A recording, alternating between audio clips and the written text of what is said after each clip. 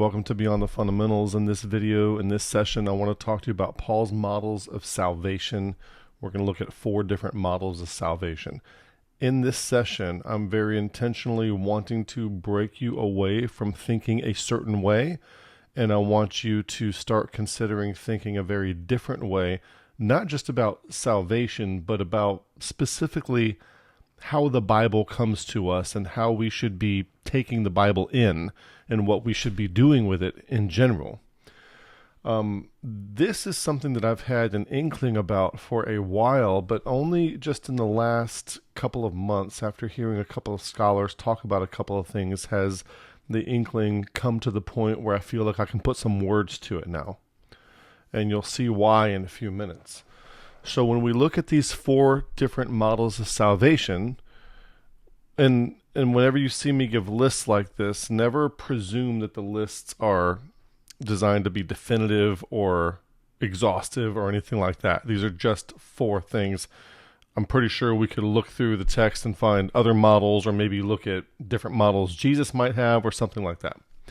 But the ones we're going to look at today are the judicial forensic model, the participationist model, the mediation model, and the redemption model. And what has historically happened, especially in evangelicalism, we are familiar with these terms. You probably understand where I'm going with mediation. You probably understand redemption. You probably understand judicial forensic. And like participationist, what is that? Okay. And I didn't come up with these. These are categories that I've recently heard other scholars using, that they've been using for years apparently, that for whatever reason I've never been exposed to. And you never want to think that you've been exposed to everything. I've had, half the New Testament memorized basically since I was in the 3rd and 4th grade. And I've got a theology degree. I've taken the Bible seriously all my life. So I don't want to go Dunning-Kruger and presume that because I'm identified with Christianity and the Bible and all of this, that I happen to have it all figured out, or that I won't hear something new and insightful. Okay? People ask sometimes, well, what's the one thing you changed your mind on in the last year? Which is kind of a baiting question. But this is one of the things, and I wouldn't say changed my mind, but I've kind of known something was there and have been digging around for it, and I feel like it's finally congealing into something that can be said and communicated to where other people can hear it. So we will look at these and go through them. This isn't going to be highly technical. I'll just get into it. Okay, just try to follow along. You're going to need to listen to the whole video to get what I'm saying. Okay, please don't start commenting when you're just a few minutes in. I want you to get this whole thing, and I want you to sit with it for a week or two. Now you can comment after you watch the video, but what I really want you to do is sit with this for a few weeks, a few months, and see how this works on you. Okay? And then I want some feedback to see if you can help me kind of make this perspective better, or where we can communicate it better. Okay? I don't feel like I do a great job of communicating sometimes. So what I want to start with is I want to look at what Jesus does sometimes. He will talk about a topic and he will give you comparisons, like or as. Now Jesus, not Jesus, but Hosea, it says, I will speak to them in similitudes. We would say simile. But similes, analogies, metaphors, I will speak to them in similitudes. In other words, do you understand this? God might say, ask us, and we will say no. And he will say, well, do you understand this? And it might be something in creation, like go to the ant thou sluggard. Do you understand ants? Do you understand wolves? Do you understand eagles? Do you understand these things? Yeah, I understand that. Well, this is like this. And so a lot of the Bible is like that. It's God finding a way to speak to us in similitudes, because the thing that is, number one, is ineffable. It can't be spoken. And number 2, our perception of it is so limited that any attempt to communicate it, you see, wisdom and perception doesn't transmit down, right? And so since it doesn't transmit down, there is a degree to which the imagination must be cultivated in the correct direction. Now, when I say imagination, you might just think about, spontaneous fiction of the mind. That's not what I'm talking about. When it comes to the greatest scientific discoveries, whether it's in physics or anywhere else, if you read Einstein, a lot of times the thing, the way it is, has to be imagined first before discovery can lean into it. And I understand we have the scientific method, but the scientific method rarely leads to truth. Now, it does lead to a lot of facts and a lot of truths, okay? But when it comes to the discovery of the major theories of how things work, a lot of times they are imagined, and the scientific method is designed to falsify things that have been imagined inappropriately, if you will. But imagination plays a key role. So the idea is that I'm going to hit you, and I'm speaking as if from God, or from a biblical author or something like that. I'm going to hit you. I can't say the thing to you, and you couldn't get it if I could say it. So I'm going to hit you with a bunch of different angles that are all pointing to it, kind of, and then see if you can start to form up something that matches all the things that I pointed to in some ways. See if you can detect the through line between these things. So Jesus talks about the kingdom of heaven, and he says the kingdom of heaven is like, okay, and we have a grain of mustard seed, leaven, a treasure hidden in a field, a merchant seeking goodly pearls, a net that was cast into a sea and gathered every kind of fish, or of every kind. It doesn't say fish there. A scribe, which is instructed in the kingdom of heaven, is like unto a man that is a householder. The kingdom of heaven is like a man that is a householder, which went out early in the morning to hire laborers into his vineyard. The kingdom of heaven is like a certain king which made a marriage for his son. And I'm not getting into all of these, but just to show you, the kingdom of heaven is compared to all these different things. And most people kind of know not to take these comparisons, analogies, or parables and try to make technical dogma out of them, okay? Because if the kingdom of heaven is like all these things, then what that means is no one of these parables is definitive or complete or exhaustive. I need them all to help me form up the picture of what it is that Jesus is getting at here. And so I want to visually depict this for you. I've put it in images here. I just took all those things that were mentioned and I found an image of them, and they're all pointing towards something. So the thing that Jesus is trying to convey, which in this case would be the kingdom of heaven, all these things are like it in some way. Now, they're not like it in every way. So if you were to go up here and take the grain of mustard seed or the leaven or something, and you were to study everything about a mustard seed, you might find some things about mustard seeds that actually don't match the analogy. It's not what Jesus is trying to say, okay? And that's why we have a lot of different analogies. So we don't want to make the mistake of overfitting. We want to allow the looseness of a comparison and a parable for the sake that it's intended, and not try to draw more connections or parallels than are intended. Now, the degree of, as soon as you start trying to explain how many connections and parallels are there, you kind of lose the point, okay? You lose the point of having an analogy, something like poetic language, something that's an inkling, something that's drawing you in to consider and ponder something that you cannot yet perceive, okay? So this is one of the problems of Scripture, okay? Now, the way we do things, since the Enlightenment and the Renaissance and the printing press and all that, we have made the mistake. Well, I also want to say this about when it comes to the kingdom of heaven. There are also parables on the kingdom of God, okay? So if in your imagination you presume that the kingdom of heaven and the kingdom of God are the same, and they're used interchangeably, but they're not, then you can come up with you might imagine a thing that's not being pointed at. On the other hand, if you presume or believe that they are different and not exactly the same, but they are, then you also might imagine something that is not intended to be pointed to. You understand what I'm saying? So in other words, there are a lot of things that we need to understand what our criteria of falsification is whenever we start to try to delve into the thing that's not said or whatever we think the takeaway is supposed to be. And I'm avoiding the word conclusion on purpose because I don't like the idea. It's not helpful to have an idea where you land and never move again. And I shall not be moved. I know all the things, okay? Just don't go there. Hear me. Hear what I'm trying to say. Your perception, if you mature appropriately throughout your lifetime, your perception should continually improve and expand, like your spiritual perception, your intuition, all kinds of things, your perspectival capacity. Your perception should continually expand and grow and develop and become more nuanced. There should be different characteristics to it.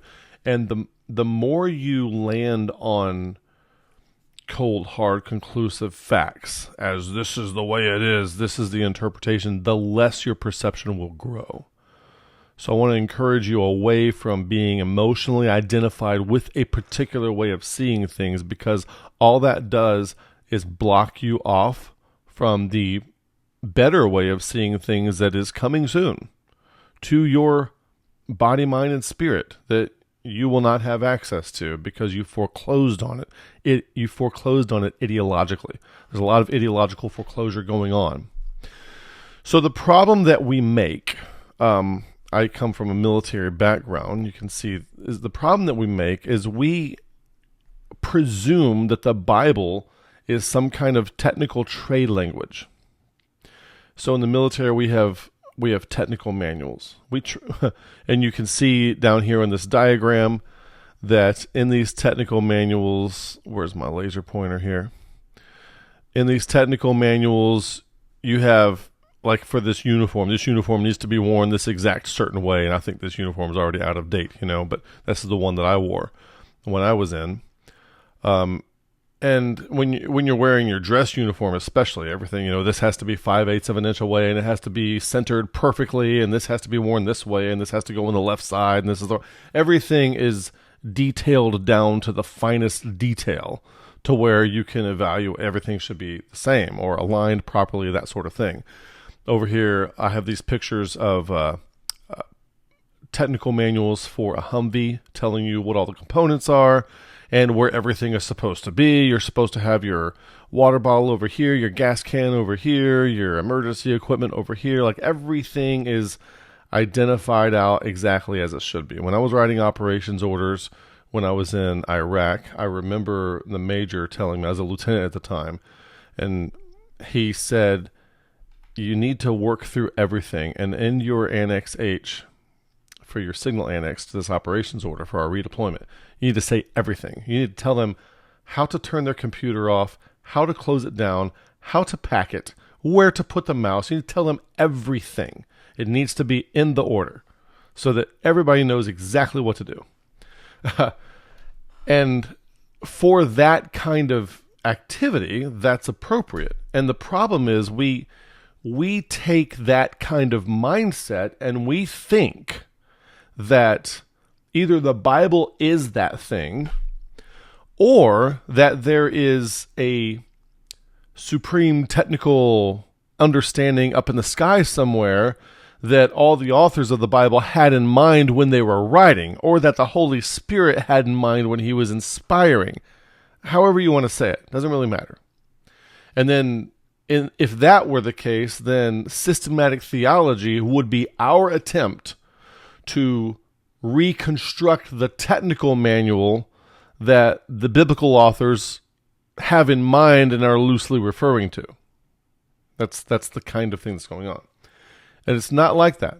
It's not like that. It's simply something that can't be seen. So we treat the Bible as if it's intended to be a guidebook of precision with highly specified technicality. And we get this from our post-Enlightenment unconscious programming. The Renaissance, the Enlightenment, the post-Enlightenment rationalism, all this kind of stuff. That has programmed us to think in a certain way. And all the authors of Scripture come before that.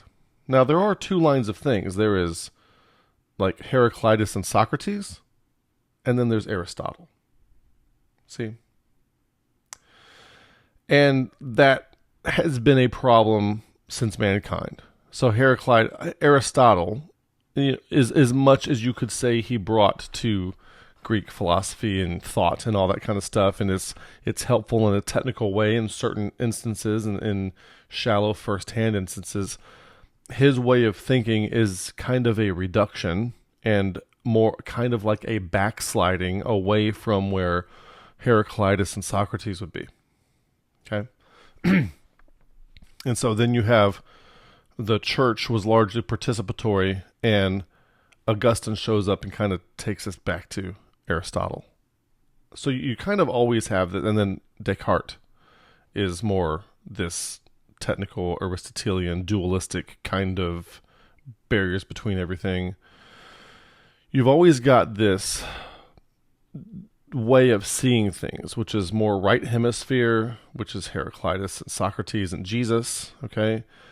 And then you have this more left hemisphere way of seeing things, which is Aristotle and Augustine and Calvinists and all this. And the Protestant Reformation basically was an explosion of the left hemisphere on steroids. Now, it wasn't the start of it. The start of it, like the formation of the Nicene Creed, having creeds at all, Augustine, the church councils, all that stuff is left hemisphere, left hemisphere, left hemisphere. It's not good. Not good.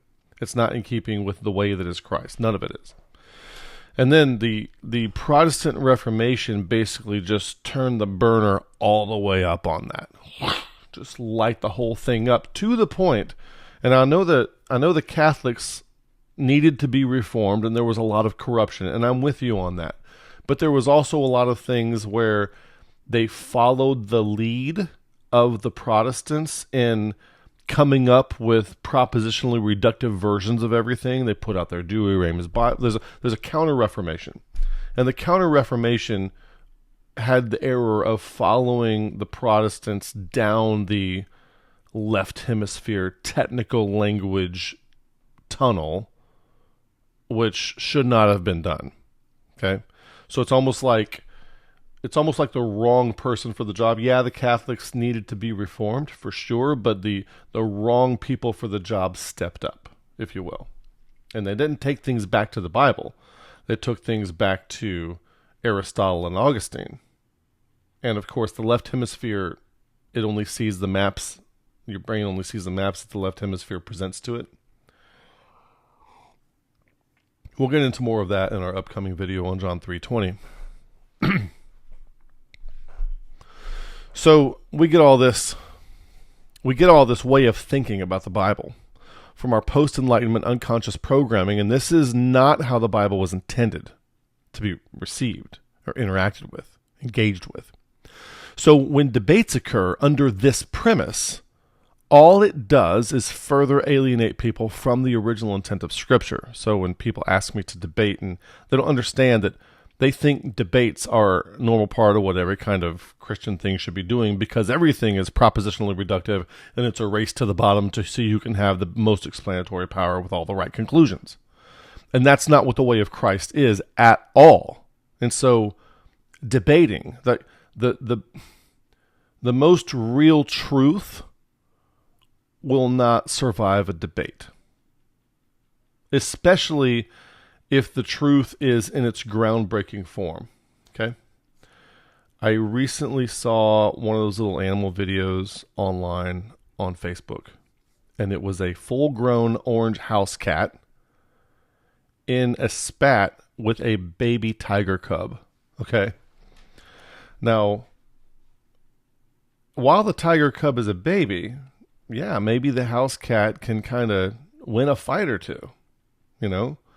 But we both know that that tiger and that house cat are two very different kinds of animals.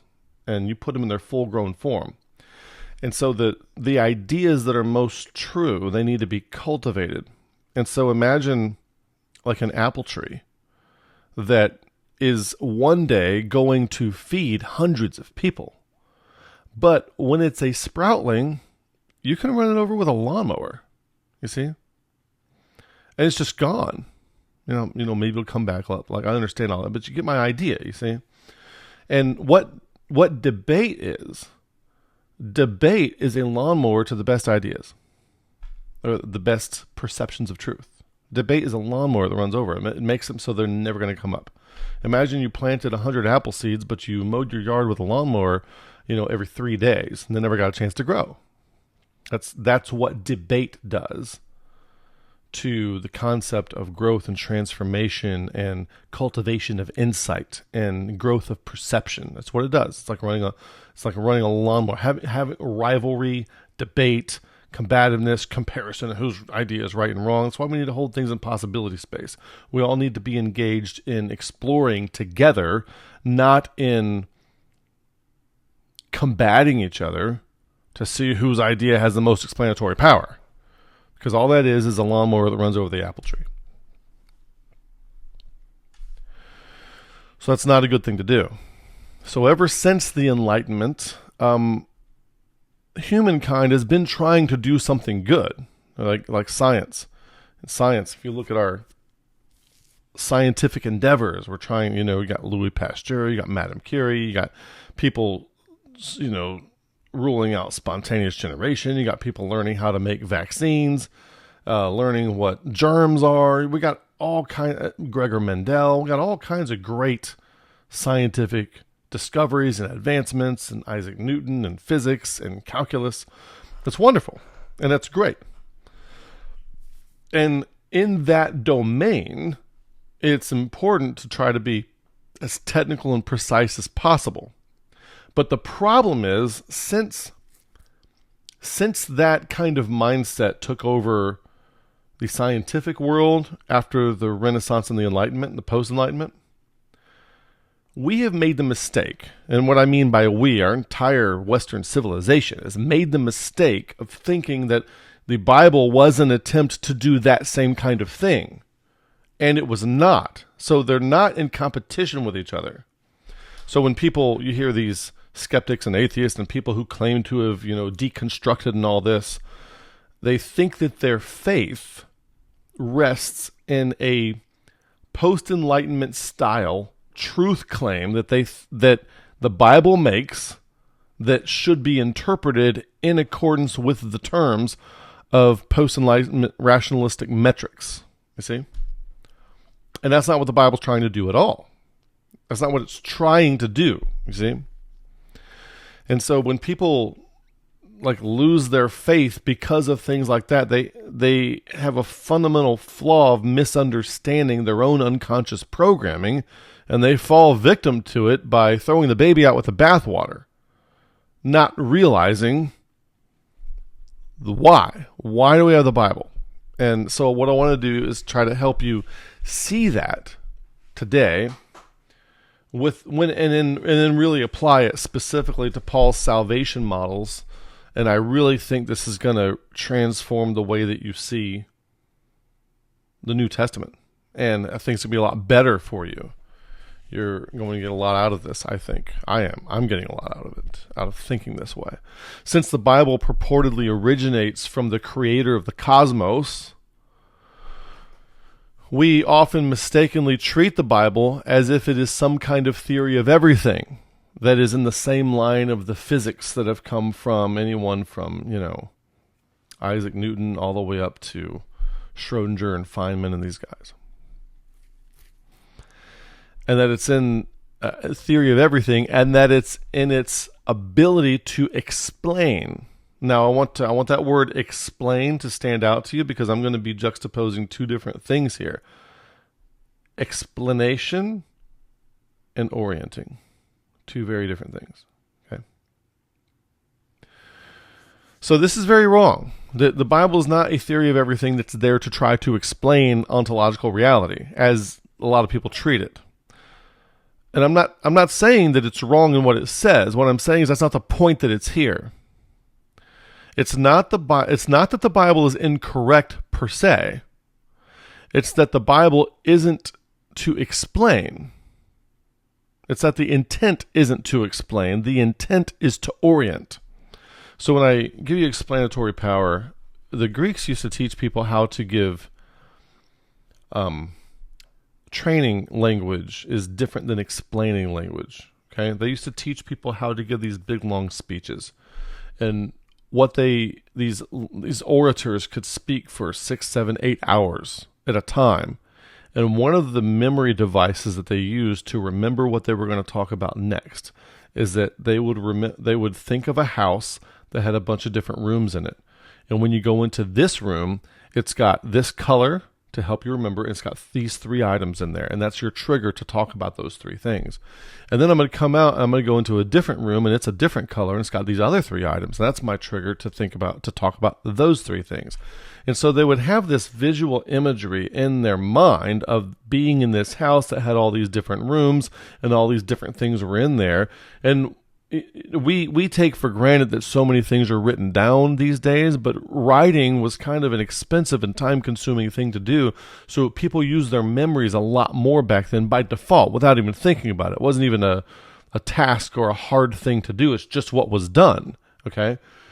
And it would be a mistake to think that that's an explanation of how memory works. If I were to try to explain to you, hey, the way memory works is you go in your brain and it's like it's organized and there's a little house of neurons in there, and there's one room that has these ideas and another room that has these memories and another, that kind of thing. So it's what makes for good training and good orienting to make a person effective at doing something like rhetoric. Okay, be a rhetorician, whatever it's called. Does not equate to being a good explanation for how memory works, even though it is a good training tool for how memory can work. Do you understand the difference? Okay. So training language and explanatory power of how memory works, 2 very different things. And you can be very effective at one while being completely inept at the other, and vice versa. And it might not be inept because it's not what you're trying to do. I'm not trying to explain how the brain works or how memory works in the brain. I'm trying to train you how to give a 6-hour-long speech and remember everything you're supposed to say. You see? So explanatory power, what Christianity today has done, it has been reduced down into explanatory power. It's intended to be training and orienting, right? But it has been, we've misused it, misapplied it as if it's attempting to explain. And it's not even trying to, okay? The authors of the Bible were not laden with post-Enlightenment rationalism and didn't feel like they had to succumb to an ever-growing Overton window that included a demand for that kind of thing. Just wasn't there. Wasn't the point at all.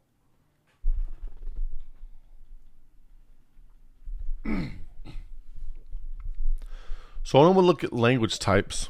When you look at language types, you can have masculine language, feminine language, and these over here on the left, they are direct, technical, trade, okay?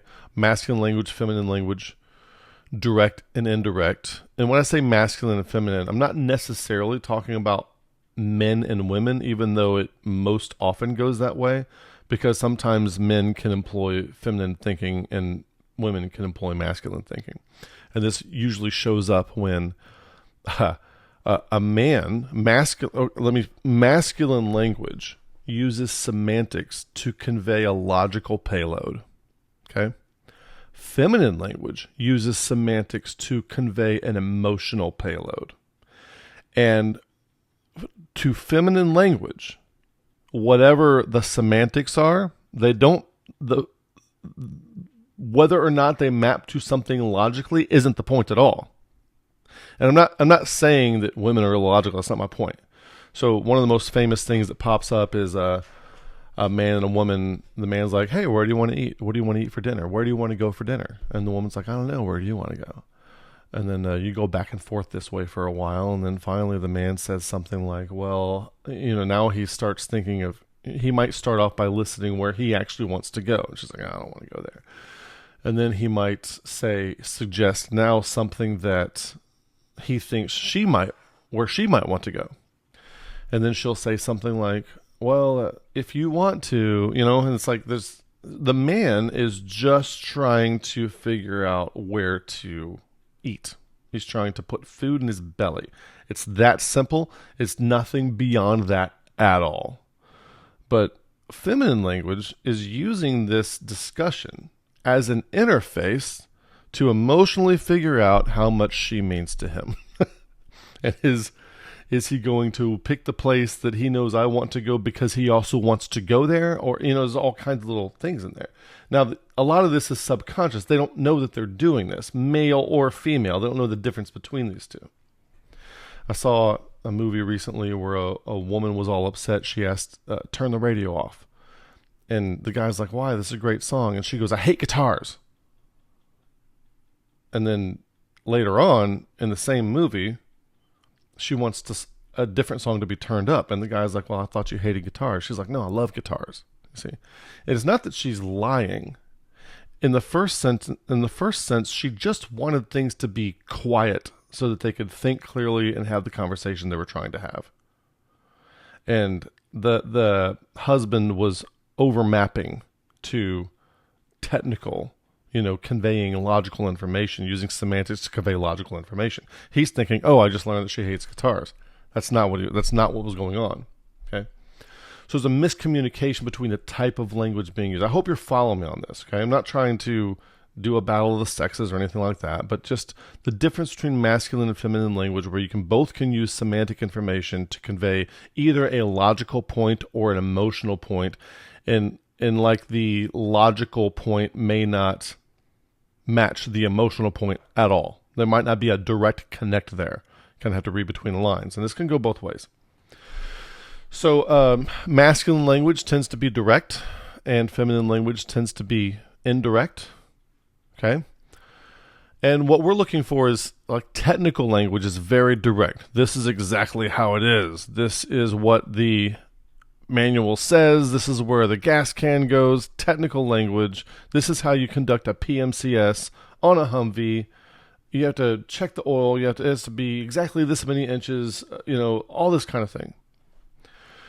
And so we are looking for but technical language and poetic language are very different things. And if you think of poetry, if you've ever enjoyed poetry, you understand that poetry, what can be perceived and enjoyed through poetry, is very much more vast than the words on the page. Much more vast than the words on the page. And you know this. Now, technical language is easy to grasp. The left hemisphere loves it. Poetic language has a lot more available to it, but it's harder to nail down. Like, you can't, it's hard to organize a team that operates efficiently around poetic language. Okay, it's hard to build a house and lay the foundation and all this, have the blueprints using poetic language. You imagine that? Imagine working in an architecture firm and using only poetry to communicate. How that would go. It'd be very difficult. And then there's trade language, which is very precise and direct. And then there's familial language, like familial, like family. How do you talk in your family? Is it the same way you talk at work? Is when a doctor is on the operating table conducting a surgery, when he's at the operating table, not on the operating table. Do you think he's talking the same way there that he's talking to his kids when he gets home from work? I don't think so. There's engineering language, and there's cultivating language. So the Bible is mostly over here, okay? God's not a girl. El Shaddai is a feminine term. It means multi-breasted, nurturing mother. That's what the term El Shaddai means. God is everything. God's the creator of masculine and feminine. And everything is within God. There's nothing that's excluded, okay? So all forms. Now, there are some very direct things, okay? But what we demand, because of our unconscious programming, we demand religion to be masculine, direct, technical, trade language, of an engineering type thing. We're going to do this in engineering. When we send somebody to seminary so that they can be a pastor, that's engineering mindset. It doesn't work that way. If you wanted a true elder, you wouldn't send them to seminary. You would find a Mr. Miyagi somewhere that could cultivate them. A Yoda somewhere that could cultivate them. You can't engineer spiritual maturity. You have to cultivate it. It's a very different kind of thing. So the Bible is not this direct, technical, trade, engineering, masculine, kind of straightforward thing. And the reason, one of the many reasons, is because the thing that can be said can't directly be said. That's one of the main reasons. And so when we treat the Bible like it is directly explaining rather than training or orienting, we make a huge fundamental flaw right off the bat. So our left hemispheric brain mind kind of things, and our limited capacity for perspectival awareness, like all of that kind of stuff limits and inhibits us from seeing the Bible correctly. So think about this when it comes to all passages, not just what we're doing. So I have two pictures here. In one, Mufasa is telling Simba about the light. Everything the light touches is our kingdom. And he's using the light to orient Simba to the expanse of the kingdom. Now down here, I've got a bunch of scientists explaining light and how it works. Now both of these are talking about the light, but they're doing two very different things with it. The Bible is like Mufasa talking to Simba. The Bible is not like a bunch of scientists trying to explain light. Neither one of these are incorrect. But if you thought that what Mufasa was doing is the same thing that what these scientists are trying to do, you would be severely disoriented. Okay? And you would not be able to produce results. In both pictures, people are talking about light. Mufasa is talking about the light and using it to orient his son so that he doesn't get eaten by hyenas, among other things. The other group is scientists explaining what light is and how it works. They are very different. One is not wrong because it doesn't meet the task of the other. They are trying to do two separate things. The explanation from the scientists would not help Simba orient properly, and Mufasa's guidance would not satisfy the goal of the scientists. Neither are wrong. Both are sufficient to the task at hand. The Bible is more like Mufasa, and post-Enlightenment thinking is more like these scientists, other than the fact that it is based on too many false premises, which didn't start to crumble until the days of Max Planck and Erwin Schrödinger. Now, you should... this slide actually comes from our presentation on escaping your unconscious programming, and I highly recommend that you go watch that video. So, church today versus the way of Christ. Okay. Today, churches, denominations, and religious leaders are evaluated on how precise and plausible their explanatory power is. Now, up here, I want you to very much notice this. Over here, I have explanatory power, and I have orientation. The scientist explaining what light is and how it works. Orientation, Mufasa orienting Simba to the borders of the kingdom. Over here, the churchianity is knowing that. We have to know that. It's all propositions. A proposition is, I like to make a statement. I know that cats are mammals. Okay, it's a proposition. Whereas seeing clearly, okay, is knowing that the house cat eventually is not going to win against the tiger cub. It's kind of a different thing than knowing that. Today, churches, denominations, and religious leaders are evaluated on how precise and plausible their explanatory power is. And this is the premise behind all debates and rivalrous dynamics. Unfortunately, moral rather than epistemic metrics are smuggled in as disqualifiers. Having perfect epistemically warranted and airtight explanatory power is discredited by not meeting presumed moral criteria. What do you mean by that? So I'm putting out information a lot online on my YouTube channel, and then people want to come in the comments section, and you get all kinds of people in there. A lot of them they come very antagonistic and rivalrous and combative. Almost knocked my glasses off the table. I'm trying to move my chair around here. They're very combative, and they'll ask a question like, well, how do you explain this? Well, how do you explain this? How do you explain this? What about this? What do you believe about this? And they want to evaluate my explanatory power of the thing against the explanatory power that they're on that team. See, it's teams, tribalism. And if I were to offer an explanatory power that was true and accurate, epistemically warranted, they would disqualify it for moral reasons. well, you're just prideful. You're just arrogant. You're an open theist. You don't like the sovereignty of God. Don't you know that God is all knowing? That they will come at me with something other than listening to what I'm saying. And they'll do this ahead of time. Doesn't matter what I say. They're going to do this. And this is predictable. There's not a thought in their head.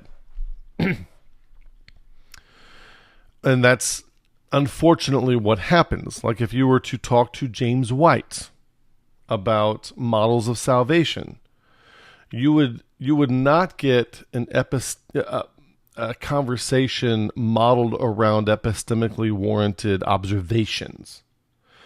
You would get accusations about how immoral and inept you are for disagreeing, and you're full of pride, and this shows that natural man receiveth not the things of the Spirit. It's Gnosticism and moralistic shaming, rather than an honest, good faith, earnest, exploratory endeavor into what the real truth is.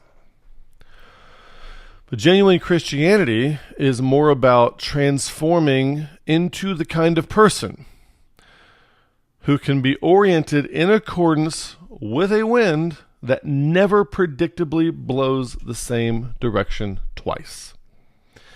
And I have here John chapter 3, verse 8, and I also have right below it Ephesians 5:18. And in John chapter 3, verse 8, we see that the wind bloweth whithersoever it listeth, and thou hearest the sound thereof, that canst not tell whence it cometh or whither it goeth. So is everyone that is born of God. So somebody who is born of God, that's what their life is like. Calvinists try to misappropriate this verse to how someone becomes born of God. That's not what it's talking about at all. This is talking about the way of life, the way a person moves that is born of God. There's not a left hemispherically predictable mechanism for how it is they move and navigate through life. But they are on track with something. In Ephesians 5:18, so why do I have this here? In Ephesians 5:18, be not drunk with wine wherein is excess, but be filled with the Spirit. My Calvinist professor, Dr. Dale Yance, explained that this passage is not about, I always thought this was interesting, it's not about being filled like a cup being filled with liquid, okay?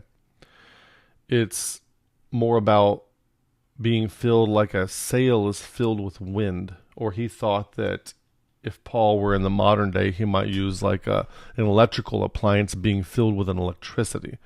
It's a flow through filling, not a full and go away. Not a waterfall methodology, but an agile methodology kind of thing. It's like a sail. You constantly need wind, and as soon as the wind stops blowing, you can't go anywhere no matter how you turn the sail. Or how you steer the udder. You need wind. Or the rudder. I said the udder. The rudder. Oh my goodness. So when we look at Paul's models of salvation, the judicial on the top left, the mediator, the participatory, and then the redemptive models. Okay? I have them all. The problem is we treat them like it's some kind of masculine, technical, direct trade language, engineering language, technical.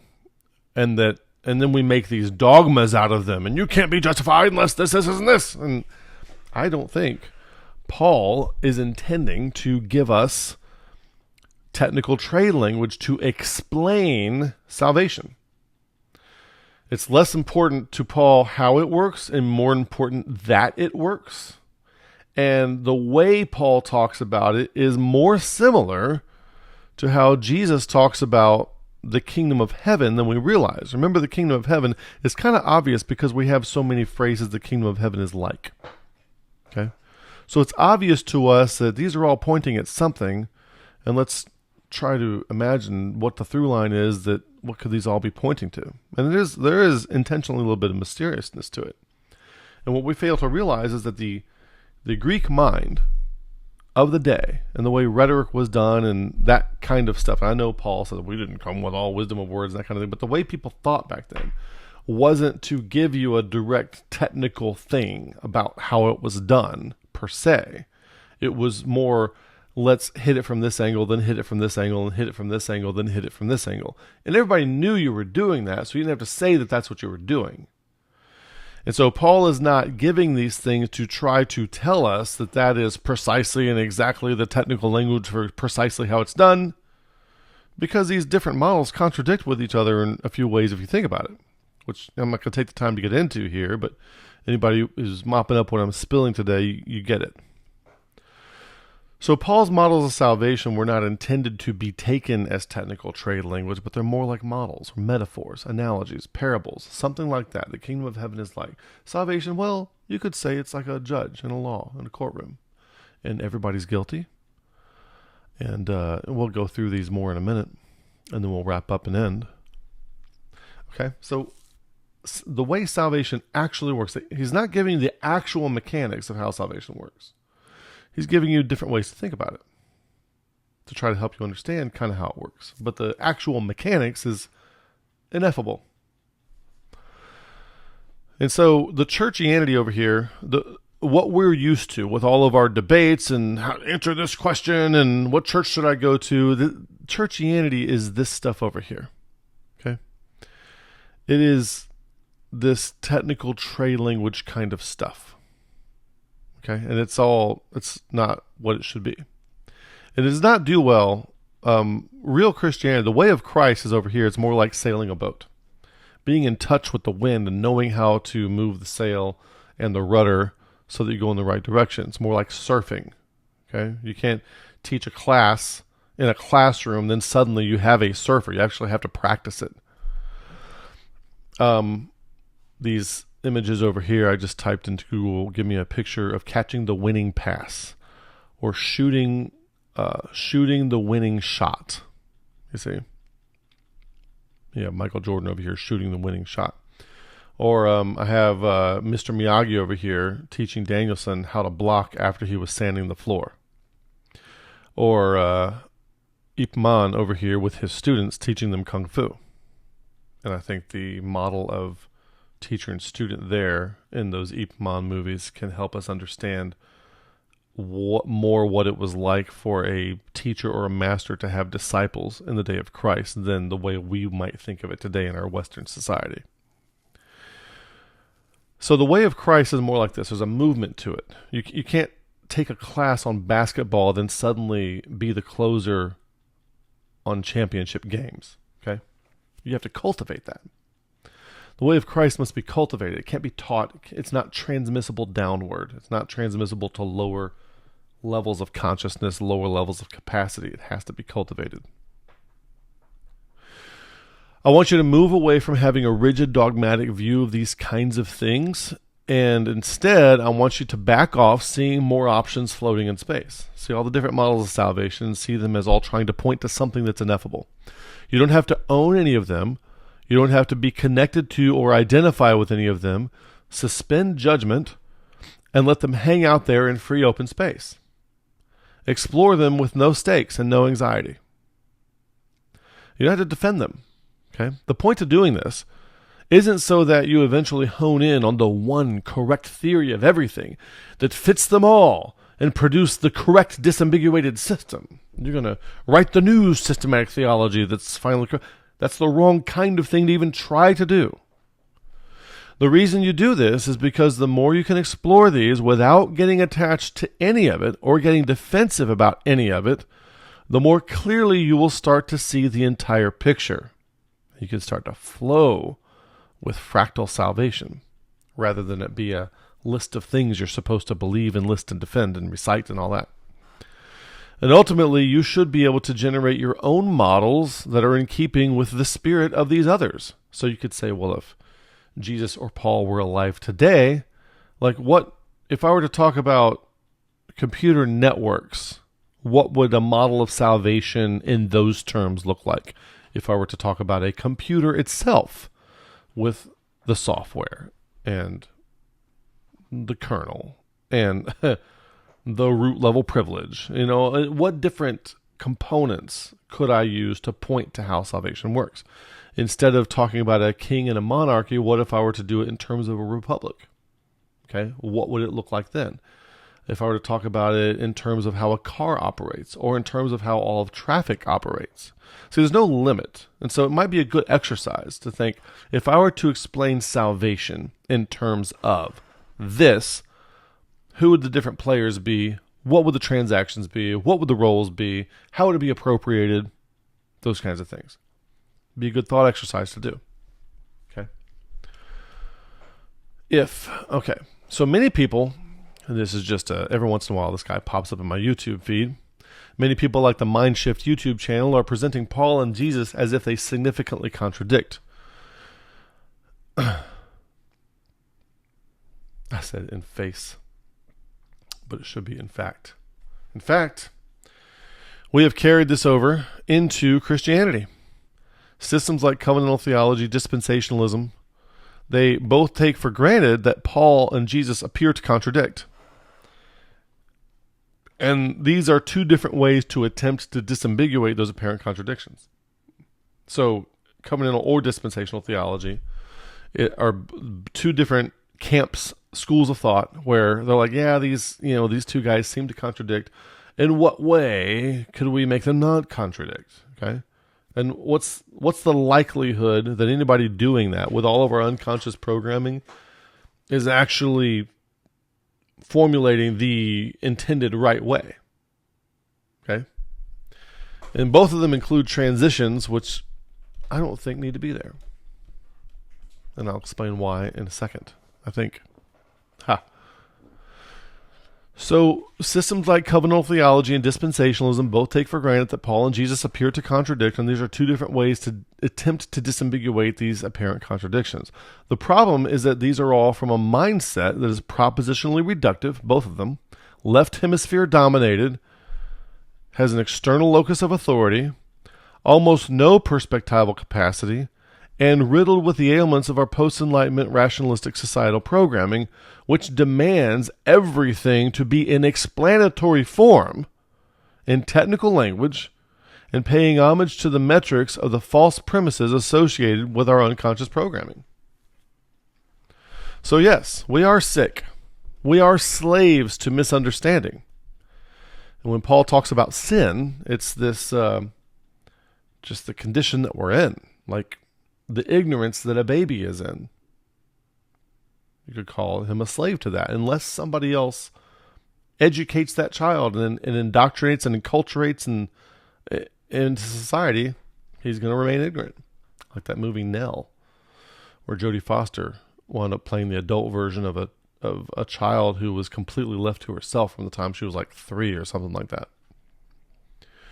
So when sharing those premises, yes, Paul and Jesus do very much contradict if you share those false premises.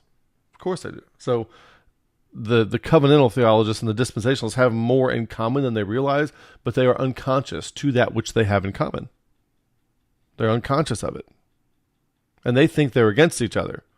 And when you become more conscious of the shared premises, they are on the side of having those false premises, and we are on the side of being disabused of those false premises. So covenantal and dispensational theology are both like two different sides of the same kind of wrongness. Okay? So when sharing those premises, in other words, left hemisphere, reductive, propositionally dominant, all that stuff, Paul and Jesus very much do contradict if all of those false premises were true, but they're not. But for those who have participatory perception of the unified field of reality, called unitive awareness by some, Einstein called it unified field, then they are in perfect harmony and they need no system to disambiguate them. Okay? Now, unitive awareness cannot be taught. It has to be experienced. It cannot be communicated down. You cannot make a dogma out of it. And unfortunately, I know some people who are trying to teach unitive awareness. You can't teach it. And that's one of the problems with it. There's some things that you can see from the top of the mountain that you shouldn't even try to teach people that are on the bottom of the mountain who have never been to the top, because then they will start repeating the things without having had the experience, okay? And that's where you go from Miyagi to Kreese, Cobra Kai. And that's not what you want. and all of churchianity today is Cobra Kai.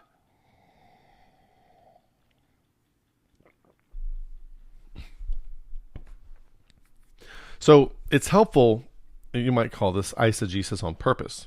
And so the problem with eisegesis, as it's typically done and warned against, is when you come in with an idea that you are emotionally attached to, and you read that into the text. Another way to do because for those of you who aren't following, these are terms used in biblical hermeneutics. Exegesis is what everyone says you're supposed to do. That's where you draw the meaning out of the text. You start with a blank slate and you draw the meaning out of the text, presuming nothing. And I agree with that. I'm not against that at all. The problem is we kind of can't do it because of all of our unconscious programming. It's kind of impossible to do. So we take baby steps. And eisegesis is when you come in with preloaded ideas and you read them into the text. That's Calvinism, provisionism, dispensationalism, covenantal theology, Mormonism, Jehovah's Witness, Amway, Flex Seal Pro, all the stuff. Okay, it's all the same thing. There's no difference to any of that stuff. When you do eisegesis and you are emotionally identified, like I am a Calvinist, and then you're reading Calvinist into the text, that's a problem. And you're never going to be able to undo that, okay, until something shakes you awake. And if you're a provisionist, you're like, I am a provisionist. You're going to impose provisionism onto every text you read. And that's not what you want to do. But if you're neither one, you see, a provisionist can only eisegete with their provisionism. A Calvinist can only eisegete with their Calvinism. And they can't not do it. Okay? So, at a higher level of consciousness, what you can do is you can say, well, I'm not a Calvinist or a provisionist, and genuinely mean that, not in a false dichotomy Calvinist kind of way of saying it. But I can let's apply the Calvinistic mindset and go through this passage and see how it feels. Try it on. Okay, let's lift that off. Now let's put on the provisionist glasses, put on that outfit, and then let's go back through the text and see how that feels. And to be able to do so, steel manning each one as you go. There's value in that if you can do it dispassionately. In other words, you're not pre-invested in one of the outcomes being correct. You're just seeing how it feels. And then I'm of the belief or perspective at this moment that if you do that with a unitive awareness mindset, which can't be taught, but if you understand that, if you've seen that, and you put that onto the text, not being attached to it, but just let's see how that feels. Let's try that on and see how it feels. It's very enlightening. It's very insight-provoking, okay? And so you should get to a point in your Christian growth where you're no longer identify with any one of these things, okay? I'm not like a Calvinist. I'm not a mid-Acts dispensationalist. I'm not an Acts 2 dispensationalist. I'm not a provisionist. I'm not a unitive awareness guy. I am not any of those things. But I can hold them all in possibility space, not being emotionally identified with any of them, and I can bring them in on demand. Say, oh, let's bring this one in, and let's bring this one in. So this is one of the first steps to becoming metaparadigmatic is to back away from any particular paradigm and be able to, even on your own, if you're afraid to lose face or anything, even if you just do it on your own, bring in these other paradigms and try to see what exploring looks like within that mindset. Let me pretend I'm a Calvinist for a few minutes and see how this would feel. Let me pretend I'm a provisionist. Let me pretend I'm a Methodist. Let me pretend I'm a Catholic. Let me pretend I'm a Muslim. And then see how that feels if you, really role play into it and really see it from that perspective. Like Jordan Peterson says, let me realistically pretend that I am the Nazi prison guard at, Dachau or something like that, or Auschwitz. Like really put myself in their shoes for real. Try that. The more you practice that, the more you can do so and be less attached and have more appreciation for nuance. And so it starts, you could say that intentionally being multi-paradigmatic in practice is like one of the first baby steps toward becoming non-paradigmatic, to where I genuinely am not attached to any of these. Because if you're Calvinistic and you're trying on provisionist lenses, you're only going to be thinking in polemic the whole time, like why it's wrong, that kind of thing. That's all you're capable of doing. But the more you practice it, the more you put on all the different perspectives, and then you realize how many shortcomings they all have and how many shortcomings each one of us individuals have. There's no way we could see all this stuff, perceive all this stuff. And so then you start to get a little bit epistemic humility, and you start to back off a little bit and realize how much you don't know and how much you can't possibly know. And you start being open to what other paradigms have. Like, I'm not a mid-acts dispensationalist at all. But mid-acts dispensationalism has some great observations because of the lenses they wear that all the other systems miss. And I am a beneficiary of some of the observations that I've gotten from mid-acts dispensationalists.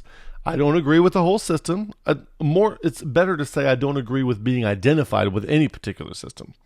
It's not that it's right or wrong, it's that it has its uses, you see. But there are some great insights there. And there are some things about Calvinism that can, in a roundabout kind of way, wind up being true in a different way than they intend them. It's almost like they're onto something, but they're not seeing it clearly. If you ever played the game Mad Gab, where you have to wear that thing. No, it's where, anyway, look it up. Where you can be saying something that is technically correct, but you can also tell that the person doesn't participatorily know that correct thing firsthand. There's a few things in Calvinism that are like that, which is interesting. I point out the origins that Calvinism has in Gnosticism, and that's designed to kind of shake people awake a little bit, because Gnosticism is a big, bad, evil thing. But just like any other paradigm, just like mid-acts dispensationalism or anything else, just like any of those things, when you put those lenses on, it brings to the surface certain observations that might not otherwise stand out to you. Sometimes geometric shapes can help us understand things that are different. If you take a cylinder, notice I have a cylinder over here. It's the same cylinder as the one over here. But if I take a cross section of the cylinder from the sideways angle, it looks like a circle.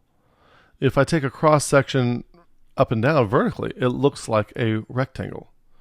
Now that's from the same device, just two different angles. So if I were to look at this circle and look at this rectangle and say, hey, these are the same, you would think I'm going nuts. They're not the same. That's a circle, that's a rectangle. But I see the cylinder. And you don't know that I see the cylinder. And all you see are the differences, this delusional difference between things, this delusional barrier between things that makes them not the same, which is how everyone who doesn't understand unitive awareness sees everything. They don't understand the sameness or the connectedness that everything has. And there's a certain perspective. And if you only had this rectangle, you'd have to imagine the cylinder around it. So now that we put it this way, let me try to cover this up. And I could do this in real time right here in this video. Let's cover this up. And now that you can just see the circle and the rectangle, can you imagine the cylinder? You see? Can you imagine now how they are the same? I hope you can. And so when I say imagination, I am not talking about just spontaneously generated fiction at all.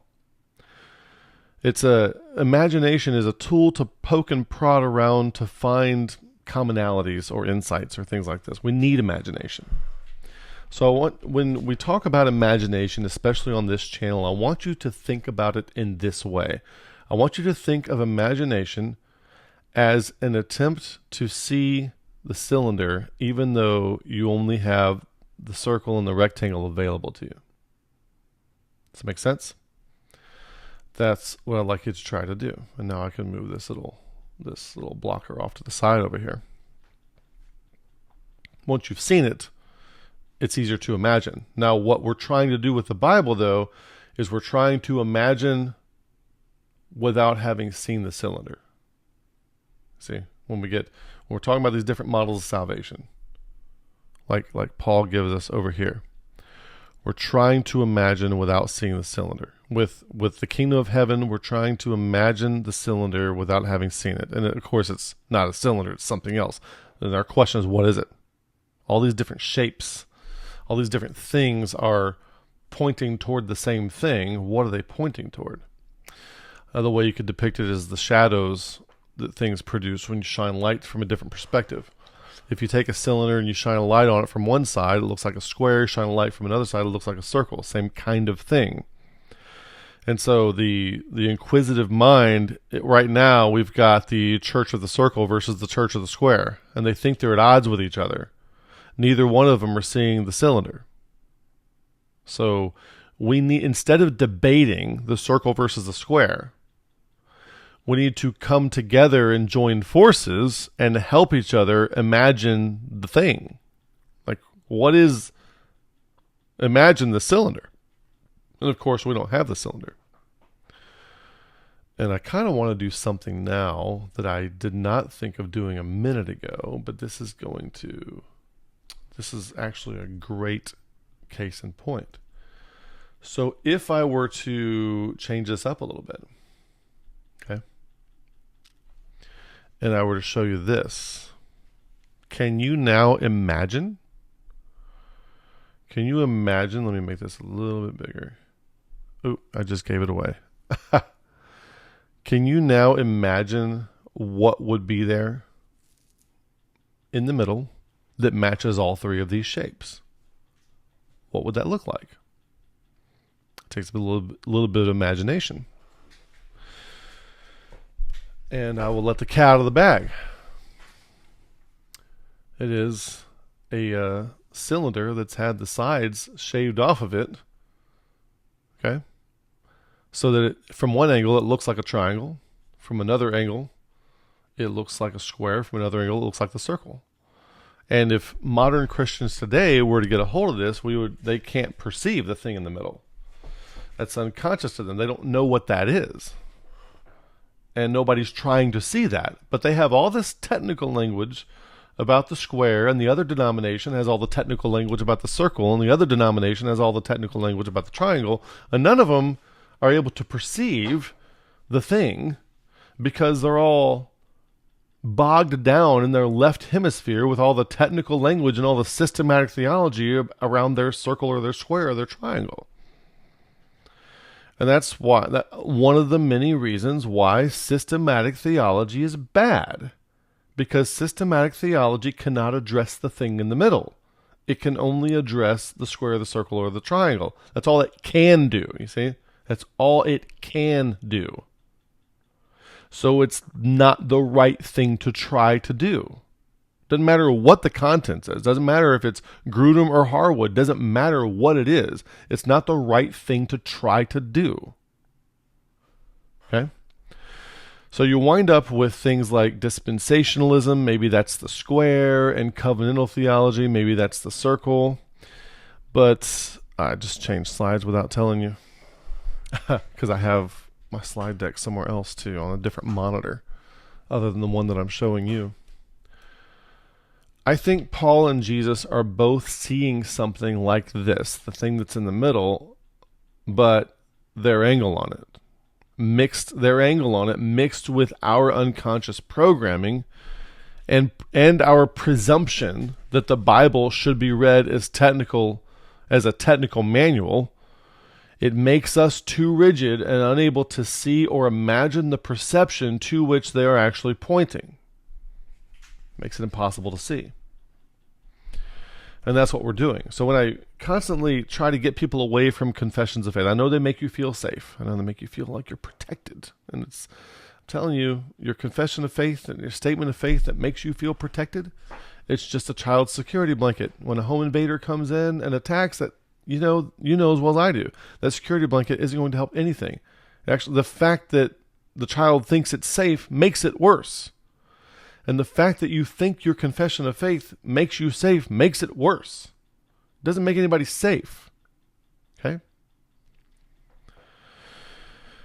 In another previous video, we talked about how Socrates, I don't know if it was in a previous video or in some other research I was doing, if I haven't put it in a video yet, but Socrates was against writing things down. He wanted the interaction to happen, and he thought that if you start writing things, we complain about technology today, like what are iPhones going to do to us? What are computers going to do to us? What's the internet going to do to us? What's AI going to do to us? And we're all weird about that. We don't want it written down. When paper was coming out and becoming more popular, back when they used to write on the little slate boards and every student had the slate board in front of them, all the adults of the time were against having paper because we had slate boards, and what are you going to do with all that paper when everybody's against everything. But anyway, it's not the point. But Socrates was afraid that writing things down would cause people to stop thinking and interacting on the fly.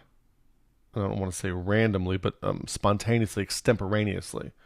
So he said the best thing for the mind was to constantly be engaged in extemporaneous interaction that's genuine. And as soon as you write something down, it leads to not thinking, and the idea lives outside of your mind on a page somewhere.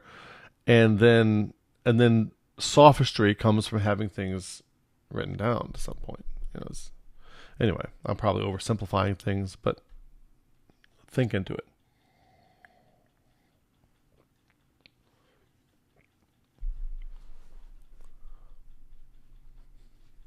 So looking at these 4 different models, okay, the judicial forensic model is like God is the lawgiver and the judge.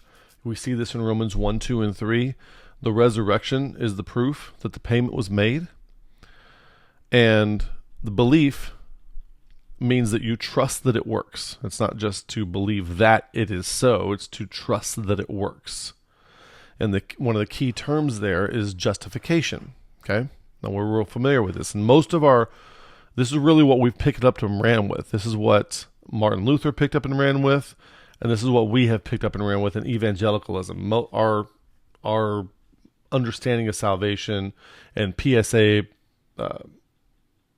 why can't I think right now? Penal substitutionary atonement is a mutation of the judicial forensic model, if you will. We have the participationist model of salvation, and that is like, Paul was an apocalyptic kind of Jew, and they basically saw sin as this cosmic demonic power in the universe that has imprisoned and trapped and enslaved people. It's at enmity with God. It enslaves people and forces them to do things that are against God's will. And the power of sin led to the power of death. And the problem is enslavement. And this is just another way of looking at it. And what's needed is liberation. So Christ takes the power of sin and death unto himself. And then he kills the power of sin and death. And then you would have to ask the question, how do you appropriate this? So up here, if you appropriate this one by believing, and belief means to trust that it works, then how would you appropriate this one? Well, according to the scholars, the appropriation is by salvation, which checks out because this model comes from Romans 5 through 8. So Paul, in the book of Romans, he's laying out how salvation works. And we tend to think of it as a technical manual, like his closest thing to a systematic theology. But what we should really see it as is a few different parabolic stabs at what it's like Jesus, the kingdom of heaven is like. Salvation, the gospel, is the way it works. The mechanics of it is like this, okay? And we tend to think of sin as infractions. In Augustine's original sin, that's not found in any of Paul's writings. That's an Augustine thing, okay? We don't carry Paul's guilt, but it's just like a baby is born ignorant and needs to have that ignorance kind of cured. We are born into a certain state. And even after our enculturation, we have all kinds of unconscious programmings that we don't realize that we have. and we're unconscious to them. We're slaves to them. And don't think in some kind of metaphysical Gnostic sense like the Calvinists do, okay? But it's just the condition in which we are in, unless somebody leads us a helping hand that we can in turn latch back onto, we're kind of hopeless. So this is not a payment model like the other one was, or the redemption one is, or, you know, there could be a judicial payment versus a monetary payment. Two different ways of looking at things. It's not a payment model. The follower becomes united in Christ and participates with Christ's death and victory. It doesn't happen through believing, but through baptism. This is according to the scholars who have disambiguated all this out. Now, if you take this from a typical Protestant mindset, you would think water baptism. If you take this from a dispensational mindset, you would say, oh, that must be a spiritual baptism, the baptism of when when the Holy Spirit baptizes you into Christ in a 1 Corinthians 12 kind of way. Okay? And then, but if you're looking at it from a wisdom pattern kind of way, order, disorder, reorder, this is when your experiences identify you through ego deaths with the death and resurrection of Christ, of which, you know, water baptism would be symbolizing that. So this is an apocalyptic perspective. The mechanics of it are not as important as the fact that it works, and that would go for all four of these models of salvation. Paul isn't actually trying to he's not trying to explain the mechanics. He's trying to orient you kind of to how it works in the same way that Mufasa is orienting Simba to the light and the boundaries of the kingdom. Okay? And then there's the mediation models, one mediator between God and man, the man Christ Jesus. Like you've done something against God and you're alienated from God, like two friends who have had an argument against each other. Christ is the mediator to get them back on the same page. More like you could also say that this is a reconciliation of an exchanged relationship. So you could call this the reconciliation model, a mediation reconciliation model of salvation. And it might help if I were to maybe put that reconciliation in bold there so you can see those together, mediation and reconciliation.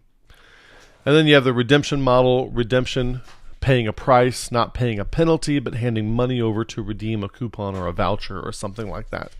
So it's helpful to me to see these, and you see Paul swap between these kinds of things. You can see him just in my mind, I'm cursorily thinking through Romans 6 and 8, really, and I can see the mediation thing, enmity against God, Romans 8, 7 through 8. The participationist model. Therefore, we are buried with him by baptism into death, that like as Christ was raised up from the dead, even so we also shall walk in newness of life. Okay, I can see that as the order, disorder, reorder. So you can see, it's like Paul has these different models and he's kind of jumping between them. Okay, not trying to give you a technical definition, but kind of jumping between them. So when I say that none of these are intended to be taken dogmatically, it's going to be interpreted by like Calvinists and people like that as if I'm trying to get out of a boxed-in position where someone who is rigidly dogmatic thinks they have me cornered. Oh, I've got you with total depravity in Romans 3, and this isn't generated in response to trying to prove another ideology wrong. It's just an attempt to see where Paul's coming from. And so I'm simply not attempting to even play that kind of game at all. That's not what I'm trying to do at all. So this kind of thing that we're talking about in this session, while true, is not going to win a debate. You're not going to be able to take this mindset and go disprove a Calvinist or a Mormon or a Jehovah's Witness or a charismatic or a Catholic or a provisionist with this. It's not what it's for. It's not what the Bible should be used for anyway. It's not what we should be engaged in at all. Okay? It's not going to win a debate that is built on countless false premises from our unconscious programming. If you want to have fellowship with people who are trying to do the same thing that you're trying to do, you need to help disabuse people of their unconscious programming first, or find people who are disabused of their unconscious programming, and be in fellowship with them as you explore in an open-ended and nuanced and earnest way. But you can't do it with an ideologue. You can't be in fellowship with an ideologue if you are non-ideologically following the way that is Christ and exploring it and trying to make your life and the world a much better place by doing so. Debates operate in service to post-Enlightenment rationalistic metrics that are not appropriate for addressing something like the Bible, which is more like learning how to surf or sail or dance or fight. Truth is not adaptive in rivalrous scenarios. In war, truth is the first casualty. And debate and combative antagonism is sublimated war, in which case truth will be the first casualty. So debate, not only should it not be employed, it cannot help find truth. It cannot do it. It is wholly and entirely the wrong kind of thing to try to arrive at truth. And I want to take the word truth, let's pull it away from this noun that we probably think is a body of statements. And truth is more like a verb. You're just true thing. There's truthfulness and there's true thing, which is more like surfing. Okay? In the rifle prayer of the Marine Corps they say, I will fire my rifle true. What does that mean? It means you hit the target. Okay? And think of surfing true, or think of sailing true. It means you're able to get to your intended destination. You're able to do the thing that you're trying to do and do it well and navigate appropriately despite the unpredictability of the fluid dynamics and the wind in which you're having to operate. Because if you're born of the Spirit, that's what it's about. It's about moving with that wind, whithersoever it listeth. And that's it. That's it for this video. The 4 models of salvation are designed to be seen as pointing at something, not as technical trade language that we should make rigid dogmas out of. If you enjoy what you're getting here, please consider supporting us financially. It takes a lot of time, space, resources, energy, money, software, hardware, subscriptions to all kinds of things to bring this stuff to pass. And so if you can be part of this ministry, that would be very much helpful. The kind of stuff that we cover on here is not the kind of stuff that exactly goes viral and makes a lot of money through monetization on any of the social media platforms, including YouTube. It makes a little bit, but not nearly enough. So if you want to see this kind of thing continue, please partner with us by supporting us financially. You can do so in those 5 ways. If none of those 5 work for you, shoot me an email and you can do something else, checks or whatever you want to do. Okay, so just appreciate anybody who's willing and able to help. We are on several different social media platforms. You can find us on Facebook, and over here on the left, I have all of these social media platform names listed, what the handle is on there. So we are on Facebook and Instagram and X and TikTok and Snapchat if you like any of those. Remember on YouTube to subscribe to the channel. Somebody just asked me today, how can I be notified of this upcoming live stream? We have one coming up on January 13th. Well, subscribe to the channel and hit the bell icon, and then you will be notified on your device every time we release a video or have an upcoming live stream or anything like that. So like the channel to help boost the channel's popularity. Subscribe, hit the bell icon, be notified of all future videos and live streams. Also, we have one-on-one consultations available. I do not boast of any kind of certifications or professional capability, but all you're doing is it's a paid one-on-one consultation. You are simply compensating me for my time to take all of the areas in which we have developed fluencies on this channel over the years and apply them to your specific personal situation. So if you think that would be valuable to you, I will focus on whatever your issue is and try to point you to what I think will help you. And that's in 1-hour segments. So that is available also. So we're on social media, and please support us if you can. Thanks for watching. May the Lord bless you, and good day.